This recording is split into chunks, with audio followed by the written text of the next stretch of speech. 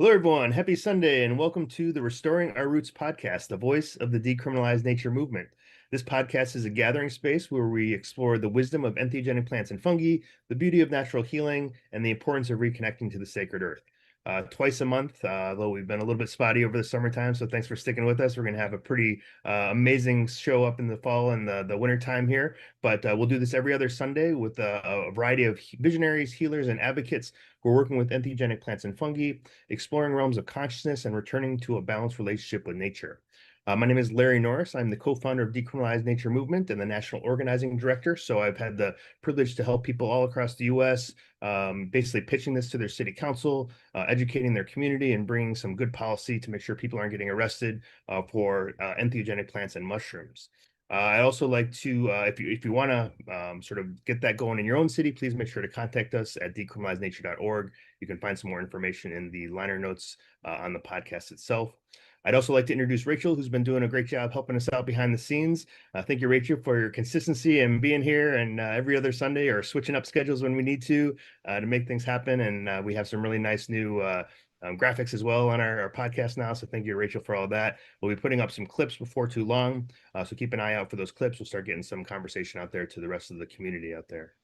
And I know that we're also we're currently going live on YouTube Live, Rumble, and Odyssey, but we will have in a week this episode and other episodes on Spotify and all the other podcast channels. So go ahead and check us out there. If you're interested in what we're doing, please make sure to donate. We can donate here either on this platform or go to decriminializenature.org. Make sure we can continue having this wonderful podcast. For the live listeners, also keep in mind that there's a chat box. So just go ahead and put any questions you have for myself or Travis as we move along the show. And then Rachel, about 10 minutes before the end of the show, will put together some of those questions for us, and we can go ahead and share those with the community. I'm really excited today to have our guest, Travis Tyler Fluck, who is, kind of to me, even though he's not an elder, he's an elder to me. He's done so much amazing work in this world. He really inspired us from the Decriminialize Nature Oakland movement. He was one of the co-founders and really big motivators of the Denver ballot initiative that passed in May of 2019, 1 month before Oakland passed in June of 2019. He's also a master mycologist, and I'll say this because I'm, you're in the lab right now, you're doing some amazing work, and I only just hear the most amazing things from your wares and your sort of care for the mushrooms and your knowledge of both how to grow the mushrooms, but also what they're like, what's that inner experience like, the history of them, the community around it, and everything else. So it's just really such an honor to have you here, and I'm so excited for this conversation. Oftentimes when I'm talking to other Decrim Nature teams all around, I sort of point to you as ways to do this in the post-decrim model. How do we do gifting in a good way? How do we bring education to people in a good way? Education is always something that people are like, we need more education. And I always think about you and reference you as a way to really go about this in a good kind of fashion. So thank you for that. Thank you for your inspiration and your motivation. I'm really happy to have you here. We're looking forward to some great conversations. And yeah, it's just such an exciting moment today. So how are you doing today, Travis? I'm great after that introduction. That was really sweet. Thank you. You know, there's usually a certain way I get introduced into the space, and it's detail oriented, and I feel very honored, really honored to be in this dialogue with you, Larry.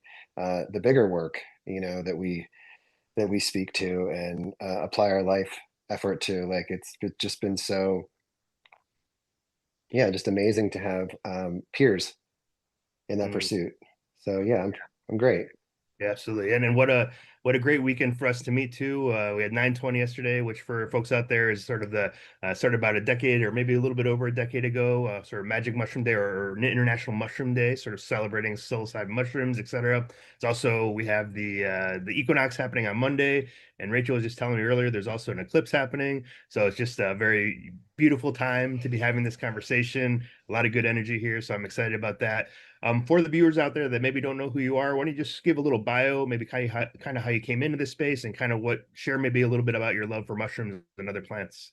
Oh wow, we could be here for an hour Yeah. with Okay. Well, but I'm a podcast done. casualty of the drug war, Okay. and I just was content to kind of exist in the counterculture as kind of like how I was going to rally against or rage against the machine, as the kids say. Hmm.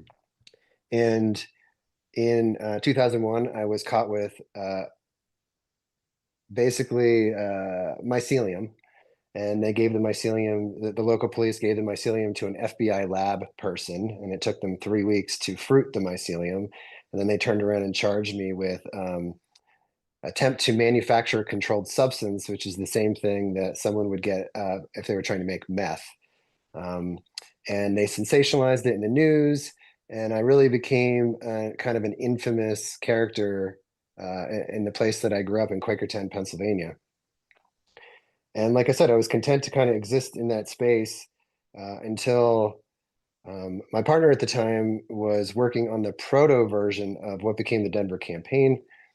And for 2 months, she followed me around and said, "Why aren't you doing this with me? You're like Mr. Mushroom. You know, I can't imagine why this isn't a good idea to you." And it wasn't until someone shared a very powerful testimonial about an ex-husband that had complex PTSD and a terminal condition that really wanted to have a mushroom experience before they transitioned.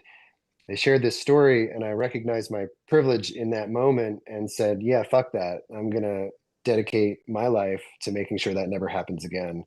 So at that point, I joined the Denver campaign.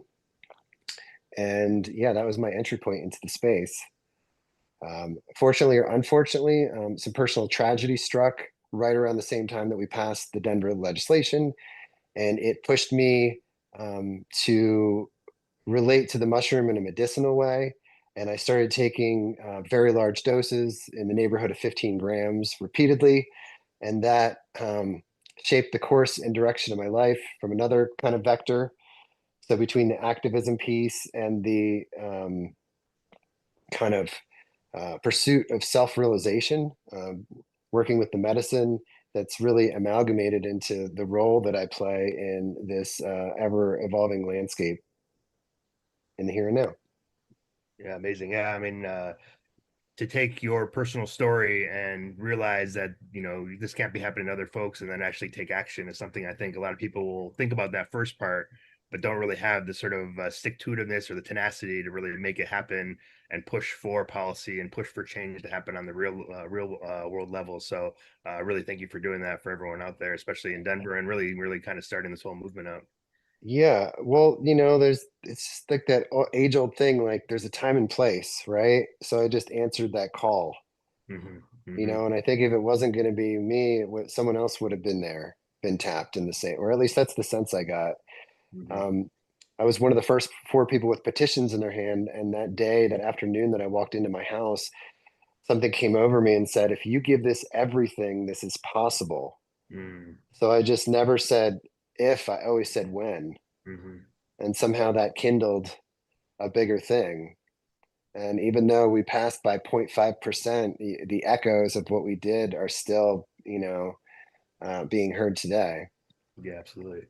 Yeah, I mean, I think that if and when thing is so important. We kind of had a little bit of the same strategy here in Oakland, which was like, oh, here we're going to throw out some sort of, you know, arbitrary dates for having these sort of, you know, goalposts for when we're trying to pass. Now you went through like a ballot initiative process, which is more signature gathering, which I imagine is pretty challenging. We were going through the city council, which also with bureaucratic delays, you never know on dates, but still that same mindset.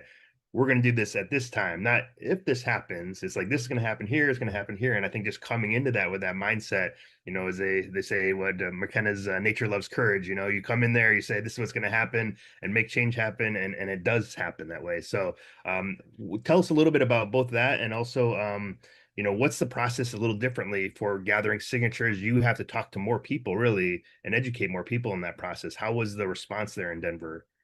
Well, you got to remember that when we were collecting signatures, no one wanted to put their name on a piece of paper that also said psilocybin for Right. fear of ending up on a list. Hmm. But just as an interesting perspective, 18 months later, when they went to Washington, D.C. and did the same thing, ran a campaign, instead of 0.5% of a win, it was like 76% yes. Right.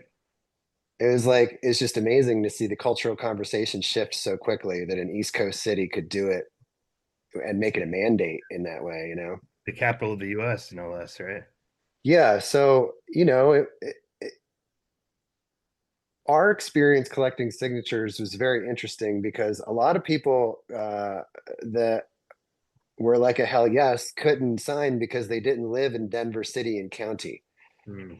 Right. So we had to like give them jobs as well. So usually the thing I would say to somebody that couldn't sign because of their location is said, well, your homework is to find two people that do live in Denver and convince them to find us to sign or to vote yes when it appears on the ballot. You know, everybody had a job. It wasn't like they lost out on the ability to participate in this thing. And I was quick to remind people that if we pass in Denver, that means when you come into Denver, you are entreated to the same thing. You don't have to be a citizen of Denver just to have access to decriminalization. Hmm. And I really tried to leverage every possible person that I could in country and out of country to put pressure in the nicest way possible on this situation. And when the numbers came back and the difference of votes was 1,979 votes, it was very evident that every little touch point mattered, Hmm. and that was really beautiful. And I don't know how much of that story actually found its way into the zeitgeist, because like it was really a team effort, and there was a lot of, I would say, mysticism involved or woven into our campaign, which is like kind of like that speaking into existence part, Hmm. you know. And yeah, it was it's so interesting because it's been about 7 years now since I got my petition and I was out in the world doing this. And we were doing this into the winter and collecting signatures in like 10-degree weather. And we had pens that were like in between our belt line and our body to keep them warm enough so the ink would flow. And yeah, it was really wild. And we pre-validated our signatures before we turned them in, so we knew we were going to get on the ballot a month before Denver elections had their say. Mm. And speaking to Denver elections multiple times, they really assured me that they weren't looking to disenfranchise anyone, that they were looking for reasons to include signatures, which I don't think is the trend nationwide. Hmm. And they validated at a higher percentage than we even did, which is pretty wild. Oh. And the media was definitely making fun of us every step of the way. And even that night that the votes, the first night that the votes looked like we lost, that morning, the media was saying things like, haha, Denver, better luck next time. But then again, y'all tried to have a ballot initiative in 2015 to create parking spaces for UFOs. So we were just like, the laughing stock until we weren't. Until 4:20 that afternoon, Right. Denver elections released final standings and we had passed, which was wild because then that night I was on the phone with the New York Times, Rolling Stone, like nothing would ever be the same. Hmm. Yeah, I Wild. mean, yeah, I mean, I remember watching that whole process because we passed a month after you did, and we were utilizing, oh, Denver, already Denver's going to pass. This is why we should do this, and then okay, how do we rethink how we now go back? Because it's the same thing, see the numbers at night, you're like, oh man, the next morning, all the news was like all excited to jump all over you, right? And I'm sure that process for you all that time and energy and painstaking nuance preparation and making sure everyone's getting on board, that must have been kind of heart-wrenching for a minute there. And then the elation that must have come conveniently at 420, how beautiful when you found out that you did pass. Kind of take us through that little experience Oh, for geez. So I was getting every possible sign from creation that this was going to happen. me. Mm. And then the night when the votes came back, I was in an existential dilemma. I was like, I was just like, wow, I was so, my whole night was derealized. Mm. And what nobody knew is that there were still 45,000 uncounted votes, that it was the largest turnout in Denver elections history in a non-presidential year, and 180,000 people came out to vote. And that same year, we were on the ballot with an initiative to create a camping ban, which is essentially a move to get rid of the homeless. And 86% of voters voted to get rid of the homeless. It's pretty wild to be on the ballot. So I like was just like there's actually footage of me speaking that night, and I was completely not in my body, and I was just like, this isn't how this is supposed to go down, you know? And the next afternoon, we were at a lunch table with some of the folks from Decrim, California, and they were just saying, well, you know, these things hardly ever pass on your first attempt, so we just got to look at what's next. And I was sitting there, and I was sitting next to a reporter, and I was like, I don't know, man. I don't know. It's the spring. It just rained for 3 days in a row. Like, what happens after 3 days of rain in the spring? Mushrooms, you know, like. And I think I told the reporter I was viciously optimistic. So he wrote the article that we won. So he was ready at 4:20. He was actually. Do you know who Riley Capps is? Do you know Yeah, that name? yeah, Yeah. So Riley was the first person to enter that we won into the media, because he was sitting there next to me, and we were convinced it was still going to happen. And then in that moment, I also realized that they released the numbers to us in waves. So the very first wave of numbers that were coming back were all the conservative early voters. And Mhm. then each concentric wave, which was happening about an hour and a half later, was like adjusting the percentage. And then I realized that I should probably sit down and watch the math and see if there's a trend. Mhm. And sure as shit, the math said even if the trend didn't continue, even if it just stayed static, that we still won. So at 3:45, I looked up from my piece of paper and I'm like, we won. At least by the numbers, we won. So I called Kevin, and I was like, the numbers said we won. And in the middle of our phone call, while I was assuring him that we had passed, then Denver elections broke in and gave us the actual information. So it was really wild to kind of go through my doubt process. And then on the other side, like, if I would have just maintained the faith in the process, then, you know, like, that wouldn't have been such a big surprise. Mhm. But I went through this big thing to kind of, embolden me in a way. Like, look at me doubting something that for months was just continually, like, revealed to me that this is how it was going to go down. So it really let me mature into my intuition a lot more, the whole process. Yeah, I'm sure, and I'm sure there's probably a lot of folks, as you probably know, and probably are maybe less excited about nowadays, is hearing some of the deep pockets out there who are so easy to say, well, the polling says blah blah blah. And like you say, that doesn't speak to intuition and belief and like the knowledge of like, oh, we haven't educated folks yet, because the same folks that were talking about polling with you all told us all you can do is mushrooms. You can't decriminalize nature because the polling people don't know what ayahuasca is or ibogaine is or cacti are. They're just not going to go for it, right? And we're like, the polling doesn't show, like, it shows the past. It doesn't show our current moment when we're doing the active education to folks. So Yeah, I but imagine in the process you're hearing all this stuff coming from all these directions, but in your heart there's a different sense coming through. well, I wasn't polled when they say we Right. did a poll. Were you polled? Nope, no, not at all. Yeah, exactly. Yeah, yeah. Right. I that's such a hard art, and that's one of the things that was so tricky with our statewide thing, is like they kept holding up the polls. The polls say we're good, so it doesn't matter what you say. We're not going to slow this down. We're not going to relationship build. We're going to do this Hmm. because the time is nigh and our narrative prevails. So that was really tough, Hmm. to go from really feeling like we could lead the charge as a vanguard, and then being suppressed in that way and told that we weren't, that we somebody else can take it from here. Hmm. Right. Like, y'all have been the pioneer species here, and that's great, but we're gonna collect the fruit, you Hmm. know. Hmm. And so yeah, the political process is just something I'm just like, I understand that it exists, and I understand there's a language and a way to, negotiate in it, but I can't fully embody it. I can't live in that world with Hmm. both feet. Right. And so take us maybe through, okay, so you passed in Denver 2019, 2022 comes around, new ballot initiative.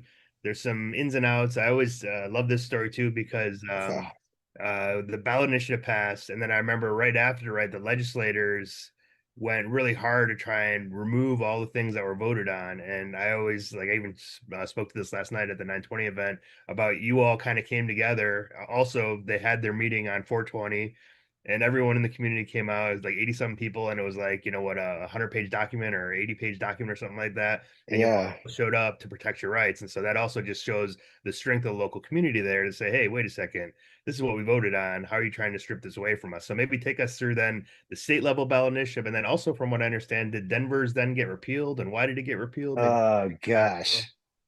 Um, so there's only 26 states in the country where people can really have as much sway because they can start a ballot initiative process because they can say, well, if the lawmakers aren't going to do it, then we're going to do it. Mhm. And and what that does is balance the power a little more. So when they were creating the implementation bill, and it was difficult for the lawmakers because typically when an initiative is run, it tells you all the things you can't do. But the way 122 is written, it said all the things you could do. So they had to like reverse it. And it was really important that the spirit of the law was implemented as well, because that was such like, it was such a hard win to even get those concessions. The first thing we wanted from New Approach was please slow down. Let's hang out for 2 years and actually come out with policy that's equitable, because we really believe that if you just legalize this, that it's going to eclipse out the ability to decriminalize. And they told us that they did not believe that an initiative would pass with any sort of decriminalization. So our number two request was that we have no limit decrim as part of this, and that was even a hard sell. The language that came out of that was that somebody's allowed to have a necessary amount to share, right? Which is completely subject to policing, as we've Right, seen now. right. Thank you for asking. Thank you for letting us have the privilege to be able to grow our own mushrooms, right? Oh God. Please show us how. Oh Yeah. yeah. So, all of those were it was such a hard fight that we went into it, you know, galvanized as much as the movement in Colorado has ever been that day. I think that's it. To kind of speak to that. And what you probably appreciate too is that all the while that they're passing these legalization measures, like all of the testimonial to do this have been done in the decrim or the space where people are willing to risk felony prosecution to have this. Right, exactly. You know what I mean? So why aren't we preserving this along the way? And then the president of the Senate was actually on our side. Hmm. We met with him after one of his town halls because we kind of took it over, and he said, I have to share this with you so that you guys appreciate this. Is like, if you guys wouldn't have done this year, or if this wouldn't have passed, I was going to introduce legislation for therapy access the next year. And when I was in college, I used to sell mushrooms, and my nickname was Mushroom Steve. And I was like, oh my God, what are the chances here? And I even had a really big experience with the mushroom, that part of it, they told me that, like, don't worry, this guy's in on it. He's like one of us, which didn't soften my resolve. But yeah, we were just really at the time, the the unspoken or spoken sentiment is like we have the right to heal, Hmm. and the groups that are typically affluent housewives with a lot of resources and time on their hands to beg legislators were our pushback. So the whole meeting of 150 people testifying was all started off by three people that have died in proximity to mushroom experiences. So it was just it's a really powerful moment, Hmm. and then they really, other than the iboga part and the paid advertisement part, we got everything we wanted. They 122 is phrased that we weren't allowed in the decrim space to advertise if it was paid advertisement, you know, and then they changed it to advertisement, which is still very vague because advertising in its simplest elemental form is I tell you something, right?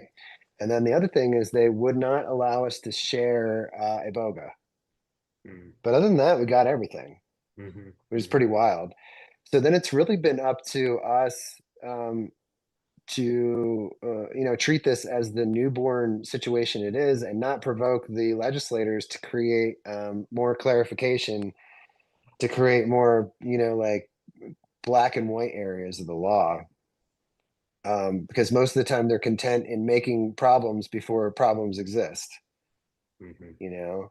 And so one of the coolest things that came out of the implementation is we wound up being able to cultivate in a 12-foot by 12-foot space. No ceiling was ever Really? entered into that. Could dose the entire state with like 6 of those rooms. I'm pretty convinced. I'm pretty convinced. But that's been one of the problems for getting the regulated space off the ground is, like at least here in Colorado, it's like, why would you pay $3,400 to do this when you could go to the decrim space and do it for free or Right. whatever.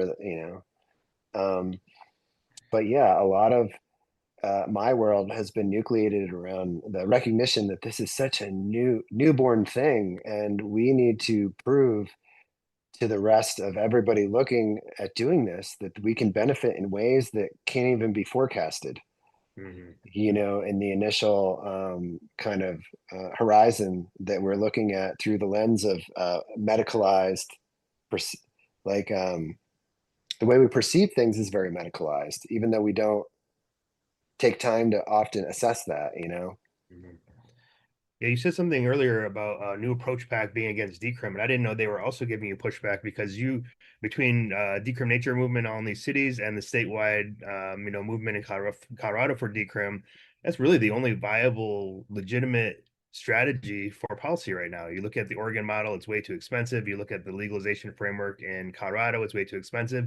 But I didn't know they were telling you even back then that decrim wasn't viable, trying to push you out because now you're showing everybody, whereas they were able to repeal the decrim in Oregon through this all substance thing, you all are like, no, actually this decrim works. And it's the only statewide policy currently that's working effectively is the decrim in Colorado. So to hear them have said that, because that's what they were using in Massachusetts, when Massachusetts bill failed, they said, here's proof that decrim isn't viable. And it's like, how can you say that when literally every place that's successful right now is a decrim model and every place that's legalization regulatory framework is not successful? Well, So it's because we don't have a platform like Maps conference to like really amplify right. this thing.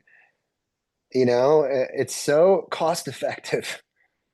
These medicines are so cost effective. I don't know why we aren't celebrating that. I mean, I can tell you why I think that, but yeah, I mean that's a great segue into like my Maps experience. Yeah, let's talk about that. Yeah, it was great seeing you out there, by the way. Yeah, I wasn't gonna pay to get in to the conference because I felt like, I pull this card once in a while. I felt like for all the work I've done for the movement that I shouldn't have to pay to get in. Right, VIP treatment. Where's that red carpet, right? I don't even need VIP treatment. I just need some acknowledgement that if you have a massive conference literally 10 minutes away from the house where I held the volunteer meetings to do the damn thing, like, I don't know. It was Yeah. like, it's like, it's actually really good for my perspective taking around erasure, around culture erasure. So I was seeing myself like erased, but it allowed me to have a lot more compassion for the greater ethnic erasure that's happening around these medicines. Mhm. And I bitched to the high ups and finally got in, and that's how I got in. But I applied to speak and they wouldn't let me speak because I really wanted to sing for my supper. I didn't just want to like come in, I wanted to like represent Colorado because there's some really cool shit happening here. Mhm. And not that I expected to leave there completely satisfied with the state of affairs. They did a little bit better, in my opinion, this time around than 2 years ago. Um, just as far as like a little more focus around the origins and wisdom traditions that Yeah. come along with these medicines, you know. And that swept away the Um, pharmaceutical. It sounds like 2 years ago is a pharma conference more so. Huh? well, it was different because Oregon hadn't shown that it wasn't going to do the thing. There Hmm. was all this excitement because Oregon's like, yeah, first year everybody's going to get 90,000 treatments, I think is the number they floated around. Oh. So everybody was just so excited. And I was walking around that place. It felt like a casino, Mm. that there was just all this excitement and who's going to hit big. And because cannabis showed us that we can create billionaires out of prohibition 2.0 scenarios. Mhm. So I think that's where everybody was. And everybody's like excited, that like 40 years of Prozac and talk therapy doesn't do what this does, you know? Um, but the second time around was a more of a reality check Mhm. that this is actual. If you take away a lot of the, what do they call that in the speculation? When you take away the speculation and you get down to the reality of the situation, this is more honest of what it looks like, and if you take away a lot of the embellishment around the sexiness of healing, this is what it looks like, or at least we're approaching what this looks like. And fortunately, and you can speak to this, like spaces like the Detroit conference exist, Mhm. so that you can really experience what a medicine centered conference can be like. Yep. It's like visceral, Mhm. beyond this like this empty sort of excitement for something that hasn't actually proven itself yet, you Mhm. know? Um, And so and it feels like in those spaces, you look around, and whereas maybe this sort of speculative casino model, you might have some opportunists, and you don't feel like like the Detroit conference is raw. It's like everyone there you, is gone deep and you explored. can't If they haven't, bullshit. yeah, exactly, exactly, You yeah. can't bullshit. I got tapped to give a talk at that conference that I've given to other audiences before that weren't initiated in the same way. Hmm. So people, my audiences, a lot of times have to willingly suspend their disbelief so that they can follow along with where I'm going. And it was really a big initiation for me to give that talk in that room, because when I was talking about spending time with Jesus and Buddha in a mushroom vision, and I made eye contact with the room, they're like, right? It wasn't such like I didn't have to like wait for the room to gasp. Everybody was with me, Right, right, you yeah, know, and that was really really important, yeah, and my wish, my hope is that those type of spaces continue to bring people in from these other bigger, more mainstream spaces, so that they can really feel the difference. yeah. Hmm. You Yeah. know, so yeah, my maps conference, I kind of tagged along with everybody. That's how I had my experience. I wasn't necessarily like super pumped to see anybody than like Dennis McKenna and let's see, Hamilton Morris. I wanted to see speak, and Paul Stamets. I wanted to see what he had to say, if he was going to like, because he reiterates a lot of the same stuff. And then it's interesting. I actually had to choose between Hamilton, Dennis, and Leonard Picard. They were on at the same time, and I chose Leonard Picard. But I left the conference feeling like I hadn't seen myself Hmm. represented in that space, Hmm. because there's so much money and resources pointed at two things: the research, which profiles populations so heavily, like how can anybody see themselves truly in the studies, and the philosophy of helping people, Hmm. right? And I'm out here literally helping people for pennies on the dollar, but we aren't talking about that. And Right. I just, And um, the only policy model that was out there was just legalization regulation. I don't think did they have anything decrim oriented? If it was like a little pretend like thing a that, footnote, yeah. like a footnote, there's a story I tell a lot about. I gave this blind woman 2 grams, and she ate one of the grams and saw images in her brain for the first time. Hmm. And the cost of consumables to produce that, to gift that to her, was 21 cents. I was like, what more do we want? Right. What more do Right. we want? Right? It's there. The mushrooms once told me, they said, look, As long as cows poop, y'all are going to have mushrooms. Yeah, This isn't a scarcity thing, so don't make it one. right.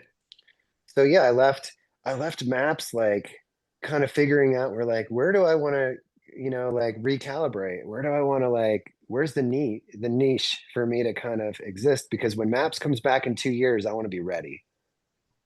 I want to be ready. So one of Mhm. the biggest ideas that came out of that was like, I think it'd be so cool to travel to all of these places that have decriminalized and see what's going on, Mhm. what's working, what's not. Mhm. Has anything interesting have any interesting anthropomorphic structures emerged, Mhm. because I think there's so much storytelling that has now accumulated in the Mhm. last 6 years, Yeah. and I'm sure you can speak to this from where you're at. We share ground zero, in a Right. way. Right. Right. Yeah. I mean, um I think there's somebody said there's probably close to 10,000 new people growing mushrooms in the Oakland area right now that have never grown. And then you got to figure each of those folks are probably sharing it with their friends, So Wonderful. the amount of experiences that are happening right now are exponentially higher. I saw what you probably saw this that CNN article that came out a little while ago, and it was like unsupervised use of mushrooms increases dramatically over the last 6 years. And I'm like, woo, all right, great. Yeah, well, they took an edge with that because I think the Rocky Mountain something said that like talking about a lot of misinformation around ER visits. I think it was that same article. Yeah, they were talking about poison control, but poison control doesn't mean ER, what do you call it, intakes. Well, we're So talking if about you the take same thing. if we're talking about the numbers, it was like 0.0025% because 8 million people supposedly had an experience, and they're talking about 1,000 or 2,000 poison control calls or something like that, Well, which the is pretty information was small. not factual because the governor's office, because I'm tight with the governor's office through all this, and they were like, we need to figure this out because they're just talking shit. Oh, really? Okay, so those numbers weren't even real, huh? Wow. No, the number go back into the article if you have a moment and be like, oh no, that's way crazy, Mm-hmm. you Mm-hmm. know? Um, but yeah, so I just feel like if the world's going to look at Denver, that next year it'd be really cool the day before the conference when everybody still has their wits about them to really put on a showcase or Mm-hmm. bring people into that world, Right. you know? What does that look like? What does it look like to decommodify this? And what do the stories look like of like when we have invested relationships instead of transactional ones? Mm-hmm. Yeah. So that's just been one of the things I've been kind of mulling over is how can that look? Because I think if I'm going to go or we're going to go and visit all these places, we also need some scaffolding to drape this storytelling. So I've been thinking about like what does an online portal look like that guides people through these adjacent things, merging the science and the on the ground intel and the personal testimonial and all the different medical conditions that people are working with mushrooms around, and I think there's a chat bot that somehow works with this, and Mm-hmm. I don't know. Yeah, I was talking to Aize out here who did Table of Their Own. And he says that he's got some tech knowledge and kind of same thing. Like, how do we? There's all these people doing science right now, and then there's the FDA, and the FDA only funds the things that's going to make them more money back. But what about all the science that people are doing? We can't just throw that away or call it anecdotal. So how do we organize it in such a way, whether it's a database like Arrowwood had or other things like that, where we can start sharing information, and then you increase the science, exponentially, and because it's now comparable between different sort of data sets, it's hard to like sort of sort of dismiss from the scientific sort of model, not to mention the fact that how many times have we heard like, oh, we're afraid decrim is going to mess up our FDA trials, and then at the end of the day we look at the FDA trials and it turns out that it was bad science that's kind of kind of inhibiting some of the policy that's going on right now. And you see just recently, I don't know if you saw the MAPS FDA transparency document. Maps is spending a lot of their time, pointing their fingers at Symposia, being like, Symposia really blew it for us. And then you look at the actual data, sort of transparency, and they're like, well, actually, it was this 5 elements of science that needed to be adjusted accordingly. That could have maybe helped you out in the long run. but So but do you see how much like static and this what do they call it, the opposite of fidelity is distortion. There's just so much distortion in that world, and I'm like, why don't we just wield this thing with so much integrity that it can't follow us? mhm. Right. and that's why I think that blockchain, we have all this really cool technology that people have been, wielding in these kind of speculative and self-interested ways. Why don't we like bring it back around and show how these things can really like help us? Hmm. And because all of these things are nature expressing itself, you Hmm. know. Right. So I just think a lot about what does a living matricy look like, and what is the user experience like. I have MS, right? And I sit down at my computer and I say, like this is a little bit about me, and all of a sudden it starts showing you possible pathways you can take through this undifferentiated plenum of information. Hmm. Like it gives you the choice instead of like feeding you bias. And Right. that's one of the things is most of these portals that we look at now that someone has our attention, then they take our attention where they want it to go. And what does it look like if somebody's self-guided and wants to go through this information? Hmm. Yeah, yeah, I think there's a lot to be doing there. I definitely would love to work with you on the Denver project, but also obviously the tour project and checking out what's going on everywhere else and figuring out how to organize information and science in a good way from the grassroots. I think that's so important. Um, yeah, go ahead. I was going to say, I think right now the biggest thing is just to like go and check in with everybody. Hmm. Like this thing is now a toddler, Yeah, and like and I just think it'd be so cool to go back into what we've done here and kind of see what we've done, yeah, exactly, exactly. Yeah. because I think there's enough meat to really do something with, and I think that's where it starts. It's just like breathing the same air, eating the same food, like just being in the same space. Yeah. Yeah, I mean that's so important. I even just think about that. Even, the one benefit and probably what really drove me to go to the Psychedelic Science 25 conference, because I was kind of also like you, like, I don't know about this, right? But it was to see you in person. It was to see other people in person. It was to see people behind the screen, in three-dimensional form, and be able to hang out and touch and connect and have conversations and all that kind of thing. So those are what those meeting points are great for. Yeah, like But actually be able to do that in all these different cities again and kind of do like this sort of nationwide tour, and then also hit up all the cities where they need a little something, like doing events. Even last night, the 920 event in a place where San Francisco was already decrimmed. So many people came out of there inspired and motivated. And how can we help? And what can we do? There's something about that sort of in the moment presence, that doing the event, hearing voices that you haven't heard before, having conversations that sort of, really kind of light you up. There's something about that you just can't replace with educational forums, or online things, or an authority figure telling you what to do, what have you. well, it's the same old shit.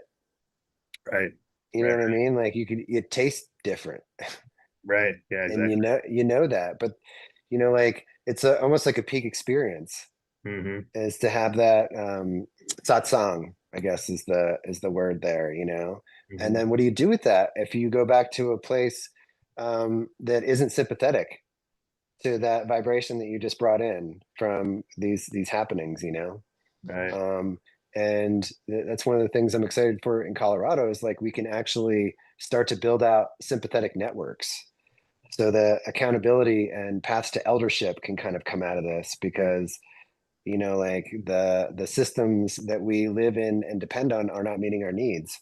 Hmm. Hmm. And more I'm pushed to define myself more in the mutual aid space than the psychedelic space, Hmm. because it's way too muddy. Right, It's way too muddy. right. Yeah, this is awesome. Yeah, so I don't want to, we have about 20 minutes left, and I enjoy talking about philosophy, but I really want to talk about some of the other things like peak experience, about your sort of cultivator knowledge. Where do you want to go first? We could talk about a little bit about cultivation and then go in kind of some of your bigger experiences that you're having, if you're open to sharing any of that. Yeah. So Go ahead. uh, a lot of my my recent work with the mushroom has taken me outside of this paradigm that the mushroom is nothing but a medicine. Hmm. The mushroom once said to me, y'all talk about us when you say we're a medicine, you're pretty much pigeonholing us. It's almost if you were a fireman and everyone only ever said to you about your firemanness, and you're like, no, but I'm a painter, and I love to cook. And they're like, no, no, no, no, you're a fireman. Mm-hmm. Right. So there's this multidimensionality of this organism, this being, that we are doing the same thing, even in the subtle ways, we're doing the same, we're othering it Mm-hmm. instead of bringing it into a bigger reunion with nature, kind of experience that we could be having. Because I believe that these medicines really have the truest form of compassion towards us, that they recognize that we are in a phase of amnesia and need to be reminded of what we actually are, and they each have their own touch in how they do that. And in the beginning, um, I'll say the beginning of my intentional work with the mushroom, a lot of my big experiences that were in between, like 10 and 15 grams, were taking esoteric information that I had studied for years and directly installing it in me. Mm-hmm. Because often, I'm often talking to people about their big experiences and the things they experience, and the ways that the mushroom kind of, creates the environment for them to have these insights. And they're not always producing the same results as the experience I'm having. So I reflected on, well, I wonder if we can appreciate each of our circumstances as a substrate, that the mushroom is actually able to go in and, create these connections and these things with the, I'll use the word again, substrate of our experience. And recently, in the last year and a half, there's been these much bigger recalibrations to the innate wisdom of the universe, and how I get to, express that through my biological vessel. I had a really big experience about 2 years ago where the land spoke directly to me and said, just so that you know, that if the land is not involved in y'all's healing, that there's no actual healing taking place, which is a pretty big one. And then the thing it said to follow up that, it said, look, your human-centric models around healing are completely pathetic, which I thought was an interesting word choice. And as I was kind of reeling from the paradigm shattering nature of those statements, the land said to me, look, all you need to do is bring people to the land, give them the medicine, and get the fuck out of the way. And it really repositioned me in how I see myself in all of this, and that the land is the master space holder here, Mm-hmm. and really inspiring me to redefine what all these words mean. So, over the course of the last 6 years, I've had 51 intentional high doses, right? And there's still stuff to be cooked. So when I look at the regulation charging people $3,000 to have these experiences, like, I wouldn't have been able to have afforded 51 experiences at $3,000 each. And not at But that, not at that amount either, right? So you'd have had a smaller dose too. right, but being in relationship to this organism is a birthright, Yeah. right? So I recently thought about, like, this thing. If everybody all of a sudden decided tomorrow that they wanted to eat, like, well, and eat organic, there isn't enough food for them to eat. And if everybody decided tomorrow that they want to start working on themselves, with the mushroom and processing this trauma, like, there isn't enough access. And I think that the only way that we really digest the amount of collective trauma that we have is if we teach people in an interpersonal way how to work with be in relation to these medicines. So yeah, a lot of my work, my inner work lately, has been kind of informing the way that hopefully I can show up with wisdom instead of enabling. Mm-hmm.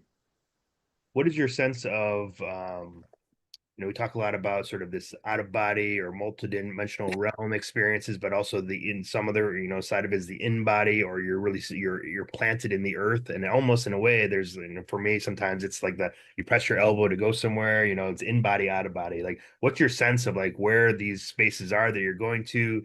It sounds like you have some pretty profound experiences in terms of even some deities and entities. Well, it's not a question of where, because that's a phenomenon of the 3D reality, Sure, right, right? right. So I think they coexist, right? They're Mhm. just like right now your awareness is just focused in a certain place.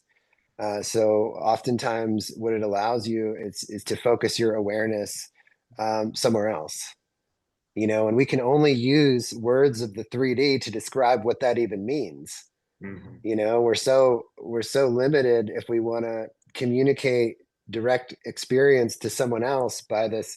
It's like it's actually more the work of the poet than the research scientist, and when we take away words or concepts and we exist in the truth of it, then it's the here and now. Mhm. It's just the here and now.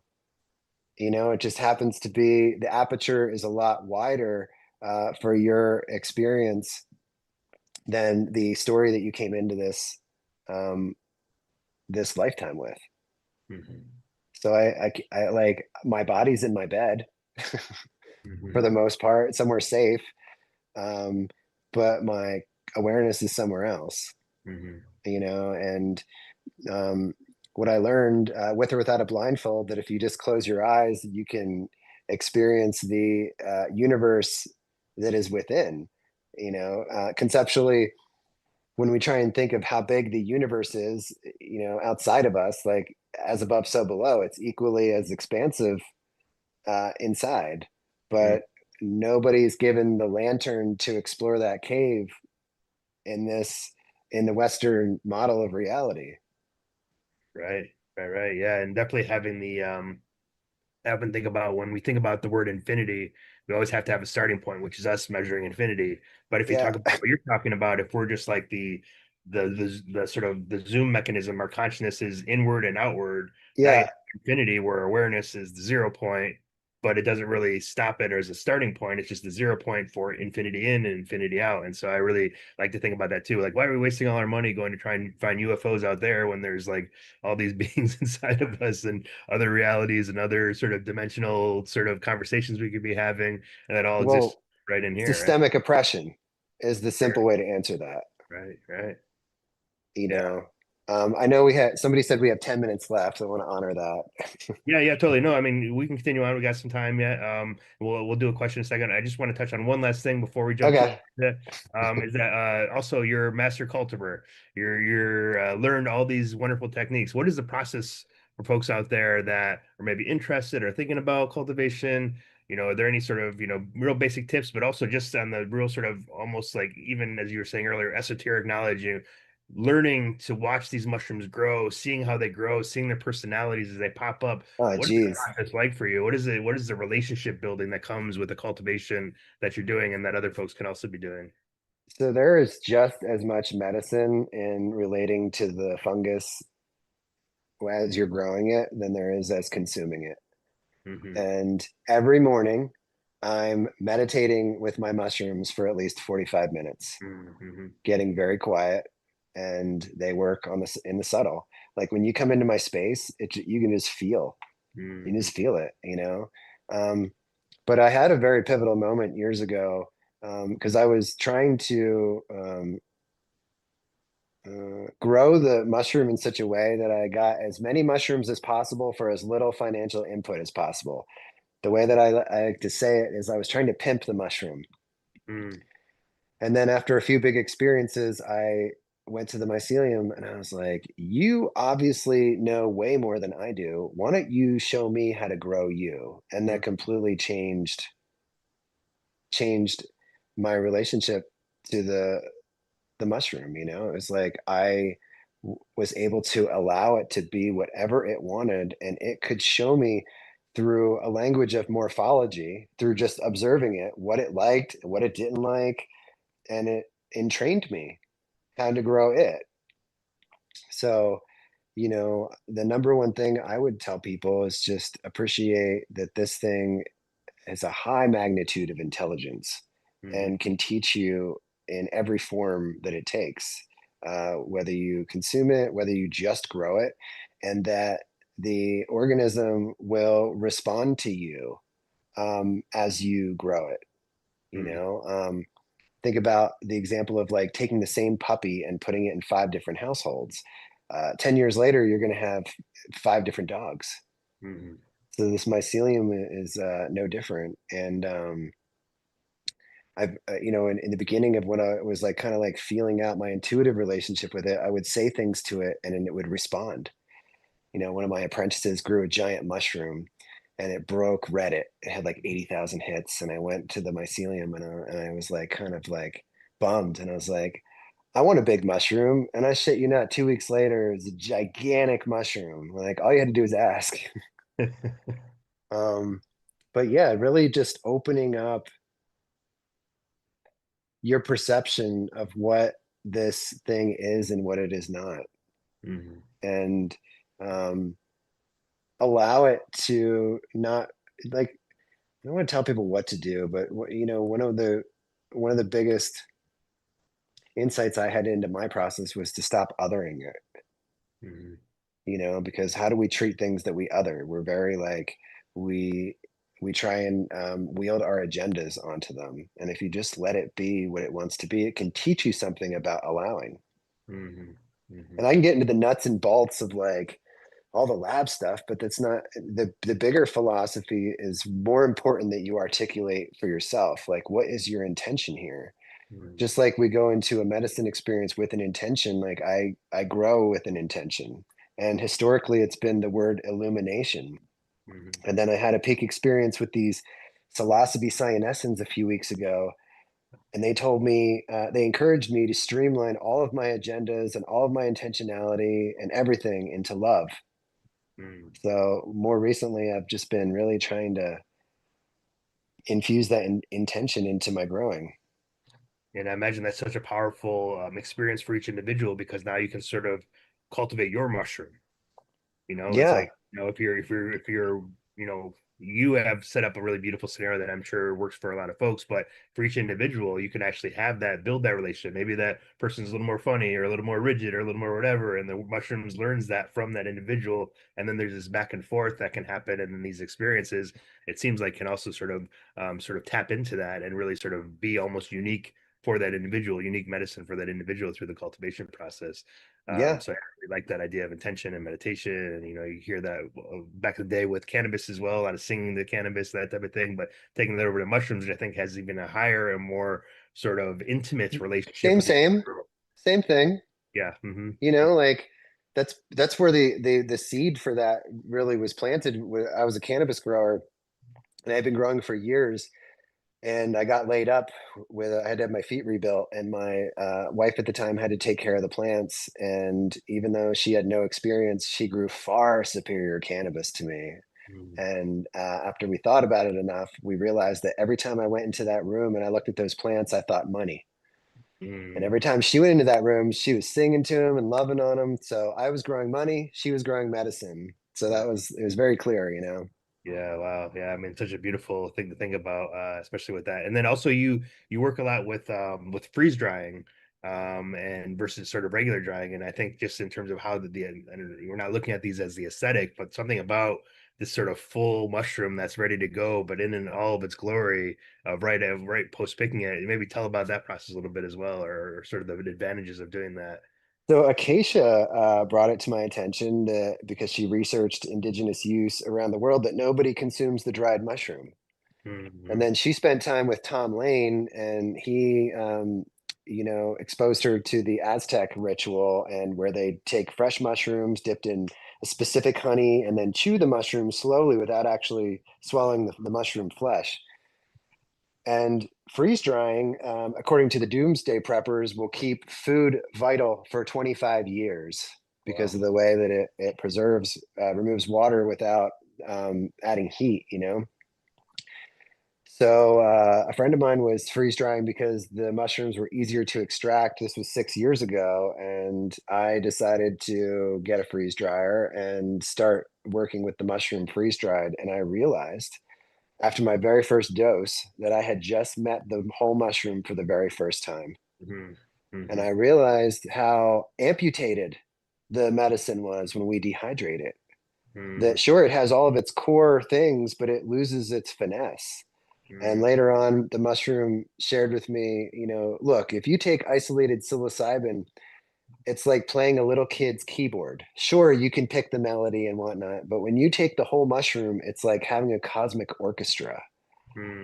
And it just really like it was the metaphor I needed to really see that, that these we can reduce these plants to their heavy lifting molecules, but we miss out on the opportunity for that organism to truly communicate to our biology that we've co-evolved with forever since time memorial. So Yeah. yeah, I'm super into the freeze drying world. Yeah, no, it's amazing. Yeah, thank you for sharing that. So important to think about that too. Is like we come up with these ways to process and and to move forward and to save for long term, but just like having that raw mushroom or having a freeze dried approach, and really what does that mean in terms of our interaction, our relationship with the full body there, I think is just a really beautiful thing to sort of wrap this all up on, before we go into the question here, because I think that's something we can all really kind of think about, and I'll think about as well. I have there's some outdoor mushrooms around me, and I'm waiting for that first 40-degree rain, and they just pop up. All these azarescens are popping up in some wood chip piles nearby, and so to really kind of think about that, just like rather than drying them, actually just sort of eating them as they come forward. Yeah, or I could drive out with my freeze dryer. Yeah, that's true too. Yeah, okay, yeah, and those are a little bit pricey in terms of freeze drying, but worth it, I guess, huh? Well, I have three of them now, but my first one I traded an Army Ranger for a bunch of mushrooms. It's like the universe conspired to like make that happen. And Yeah. and I just watch how um how intelligent and vital and just amazing the medicine is when it's freeze dried. Hmm. One of the things I love to do is gift people freeze dried mushrooms when they've only ever had the dehydrated, and then they just yeah have these experiences that crack them wide open. Did you? I shared some of the freeze You did. dried You Shivas did. with Yeah, you. yeah. Yeah, Yeah. I haven't had a chance yet, but I will be soon enough. So I'm excited for that as the summer winds down and the fall comes up. yeah. But I would love to coordinate to bring my freeze dryer out and do that because cyanescens are out there and alienize and all kinds of mushrooms this Yeah, time of exactly. year for you guys. Yeah. And these are from my mycelial patch that someone sent me from, or that I grabbed from someone in Montana. Brought down. I wasn't so sure if they were going to grow here, but as soon as you get that 40-degree rain, that's when they. It's amazing how it also gets triggered by cold and all that. But we could probably talk for another 7 hours or 10 hours, something like that. But I do want to be sort of conscious of time for everybody here. I know Rachel has a question, so we'll go ahead and do that, and then we can kind of wrap it up and ask any final thoughts you have. Cool. Amazing. That was a wonderful conversation. I was so into it. We have about 8 viewers live.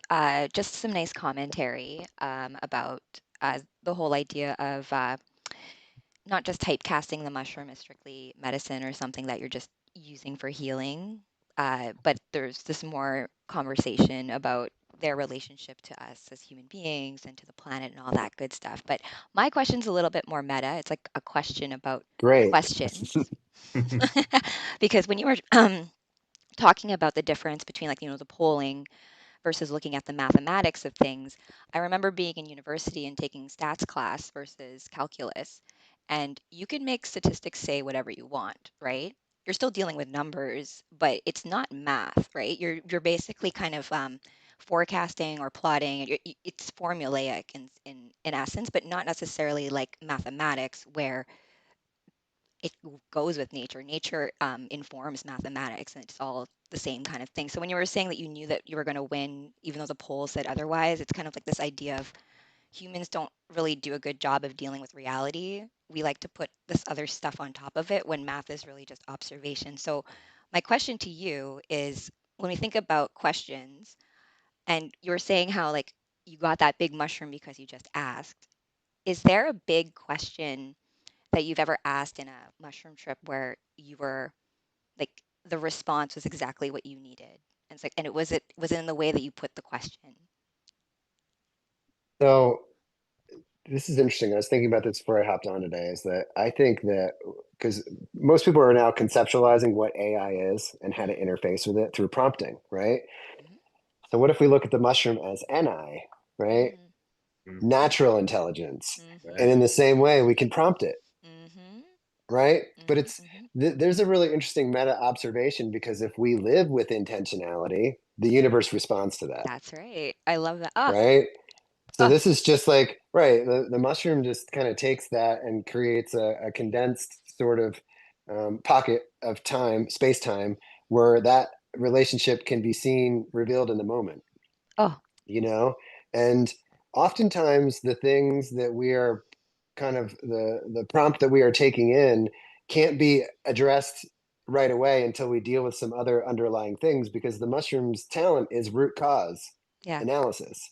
And if your question is authored at the level of symptom, you might not get back what you thought you were going to get, you know? So I've just been in this a beautiful trust fall with the medicine, that kind of like, allowing these prompts to kind of percolate out of my experience as my field is showing me where my ouchies are, or like, and then I go into this space and kind of get a deeper insight into how the mushroom works as an algorithm.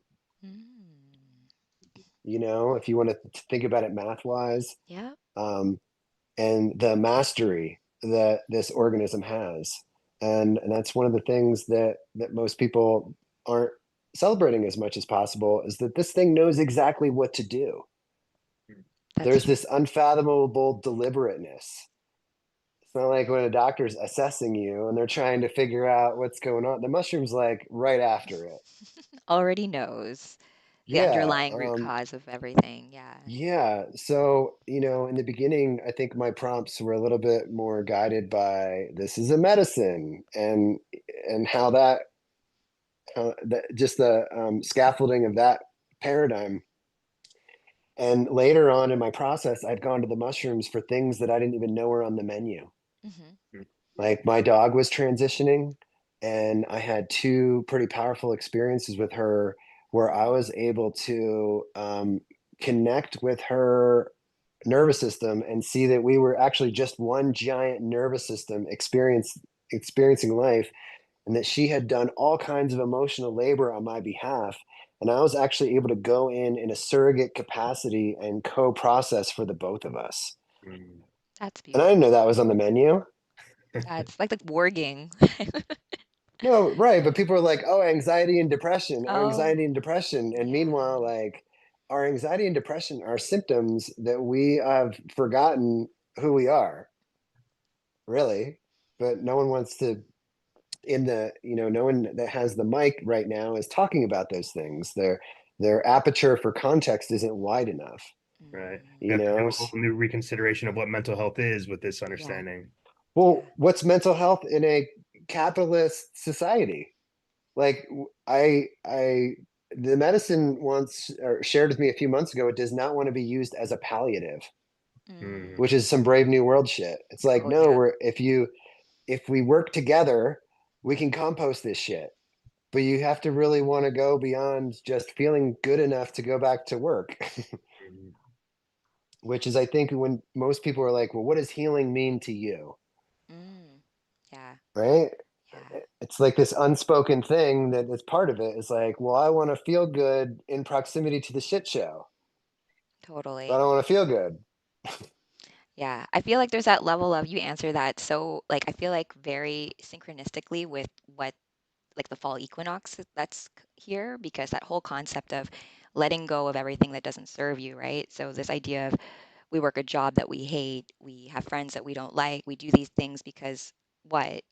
And it's hurting us, right? And the mushroom will, I've had experiences where you get, hard lessons and you ignore those lessons to your detriment. And it's just, I don't think people are, there's not enough conversation, I think, about journeying being just not a straight line. It's not like you have like they're not like a magic. It's not antidepressants, right? It's not like you're Well, going to take the pill and like now I'm happy and now I can go back to work and work the job that I actually hate. So it's so much deeper than that. So thanks for bringing that yeah, to the surface. it's so much deeper than that. I went to the mushroom because I was feeling repressed once. And after 4 journeys, because I had to peel back the layers, the mushroom was like, "You're repressed because everyone else is. Like And you're attached to the collective, so well, your mind was colonized before you were born." Mm, And I was like, whoa. So I've been really honored to take on my intergenerational predicament and really compost it. This is like a quick observation. So, do we know why we celebrate St. Patrick's Day? Do you know why we to drink green celebrate? beer. Yeah. Do you know why we get shit faced? Wasn't it well, I mean, the story goes there was some was that the snakes leading out of the Yeah. So Oh, the I went. snakes. So I went to Ireland, and they're like, "Yeah, there were never any snakes here. It's too cold." So what we're Who celebrating told is that story? the Catholics, but Yeah, there's that. so what they were talking about was the indigenous. Mm. So we celebrate St. Patrick's suppression of the indigenous. And one of my DNA strands is druidic. And other than maybe some tribal trauma that I picked up along the way, do you know I how many definitely feel druid off you. Like, green man, yeah, right? Haha. yeah, yeah. Um, Oh my gosh. so do you know how many generations ago that was? It's hard to Just pick a number. 10. 10 million. 79. So 70, just from that strand of DNA, I have 79 generations of shit to work on. Wow. So when we look at each of these experiences as a drop, we don't know how big the bucket is. Mhm. And I'm sure a lot of that was like inherited, and reiterated and whatnot. But I think a lot about the collective like load that we have to compost. Hmm. So yeah, the just as a brief passing or closing thought, like I think the only way we can actually handle this workload is to do it in a tribal way. It's where Mhm. we show up for each other. Right. And maybe we all won't make, $200 an hour holding space for somebody, but I don't think it can work. I don't think it's sustainable any other way. Mhm. Mhm. Wow, what a wonderful conversation today. Thank you so much, Travis. I want to sort of open it up, Rachel, and I don't know if you had anything else there that you wanted to add, but Oh no, I that want to was kind of, perfect. I feel like this show is like perfect, like cosmic timing wise. yeah, This exactly, is these stories are hitting, I think, at a time where people need to hear it. exactly. And Travis, how can people find you? Where can they learn more about growing mushrooms with you? Oh, well, How they can nixed people me off connect of with you? Instagram. And Yeah, Oh May I got the no. kibosh. talk But you about know meta. what? We're talking about Oh meta. Here's man. another bed It's a meta rite of here. But passage, I think. well, I learned a few things since being off of Instagram is number one, they don't want me there. So the Mhm. only way I can exist in that space is redacted.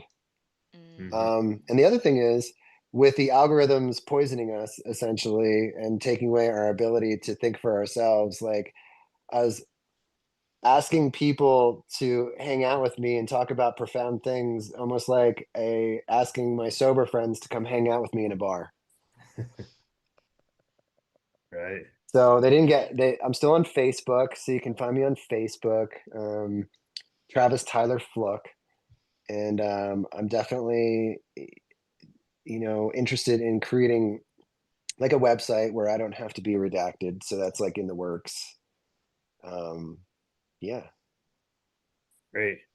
Well, thank you so much for being here. It's always a pleasure to chat with you. I always enjoy it. We'll definitely have you on for another show in the future. I think there are so many little areas that we could have sort of journeyed down that we didn't journey down that would have been really exciting for the conversation and for everyone to listen to, but also just in terms of just unpacking what it is that we're all talking Oh, about here, right? So, yeah. Well, I want to come out to Oakland. yeah, that sounds great. So I think there'd be a cool opportunity to do like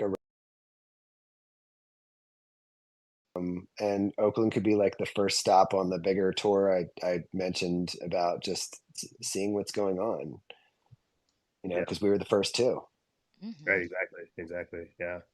Well, looking forward to that. Please let me know when you come out here and when you're ready to start that. I think this is a really great opportunity to sort of galvanize that community that's out there. The pendulum has been swinging kind of in weird directions on the federal level. People are uncertain. It's unstable right now. So as we said, right when the pandemic happened, what does nature do? This is what we asked ourselves. When it's a difficult and troubling time, we don't fruit, we fix our roots. And so Yep. this is a time to get back into the roots again, really sort of make sure that everyone has all the resources they need, whether it be sort of how to talk about this, how to sort of learn how to cultivate, how to connect with the community, what's going on, sort of heartstorming, brainstorming, all that kind of visioning that we can do. I think this is a good time to be doing it because the stronger we are on the base level and the grassroots level, the more fruits we can bear, and also the more opportunities that we can avoid the sort of the insects or the pests of sometimes what might be even feel like allies, like the new approach packs, the deep pockets out there that are doing what they can to sort of to limit or slow down. I like the term slow abolitionists, right? Slow down, everybody. Although we also, to some degree, are saying that, and making sure that it doesn't go into sort of corporate, sort of consumer based mentality, but really finding ways to make sure that all the different communities out there have what they need to have, so they don't get influenced by the only story they're hearing, which is unfortunately that big platform, that big voice that sometimes comes through from these deeper pockets. So knowing it comes from integrity, knowing it comes from community, knowing it comes from good people, I think is really going to help us in the long run, if we think really long term of this movement here. And I'm really excited to Yeah. have you on board with that. And one last thing, I keep saying that, but the embodiment part, Hmm. like that's where they can't fuck with us. Right. I was listening to Ram Dass this morning, and someone said something like, when I talk about Buddha, everybody pushes back on me, but when I am Buddha, everybody, Hmm. sees that. Hmm. I love that. Well, another great conversation. Thank you, Travis. Thank you, Rachel. This has been such a pleasure. A reminder, everybody, we are going live every 2 weeks. Next 2 weeks on the next Sunday, we might actually be switching that to a Saturday. So keep that in mind. I'll kind of, either check in on the Saturday at the same time or Sunday. If not, we'll be continuing to do it on the following Sunday after that. We're going to be putting up some clips pretty soon on social media. We've also had some challenges with Meta, but luckily, every time that we've put our reclaim in there, they've given it back to us, which is surprising. And knock on wood, it's a good sign. But maybe we don't know how long that'll be. So always keep in mind that we do have our website at decriminializenature.org. Find us there. Find us on our Spotify. Find us on our YouTube channel live. We're putting this podcast out next Sunday or just shortly after that. And really, really excited to continue this conversation in the future. Happy fall equinox, happy 920, happy lunar eclipse or solar eclipse that's happening. And really looking forward to the incredible fall. Hope your mushrooms grow well if you're growing any outside or you're picking them or finding them out there. And yeah, just pumped to be here and to have you all on board. So once again, thank you, Rachel. Thank you, Travis. Thank you, everyone out there, for listening. Until next time, tune in, stay rooted, and let's grow together. Have a great day. Happy Sunday. Thanks. Bye.